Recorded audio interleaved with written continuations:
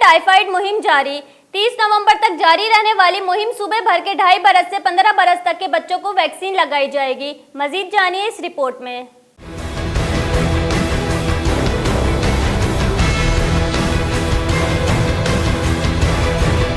XDR typhoid से अपने बच्चों को महफूज बनाएं। सिंध हुकूमत की टाइफाइड वैक्सीन मुहिम से लाजमी फ़ायदा उठाएं। कराची में मुहिम के पहले रोज़ औरंगी टाउन में पेश आने वाले वाक़े टाइफाइड मुहिम को मुतासर करने की तमाम कोशिशें भी नाकाम हो गईं। 18 से 30 नवंबर तक जारी रहने वाली मुहिम में सेहत रज़ाकार, डॉक्टर्स और पैरामेडिकल्स गली मोहल्लों और स्कूल्स तक रसाई हासिल कर रहे हैं। माहिरीन अमराज़ अतफ़ाल भी टाइफाइड मुहिम की आगाही देते हुए कहते हैं, शहरियों को इस वैक्सीन से फ़ायदा उठाना चाहिए, इसका कोई साइड इफ़ेक्ट नहीं। महकमा सिंध का दावा है कि टाइफाइड वैक्सीनेशन के लिए रज़ाकारों की ट्रेनिंग पर भी खुसूसी तवज्जो दी गई है। अंजार अहमद, DNN, कराची।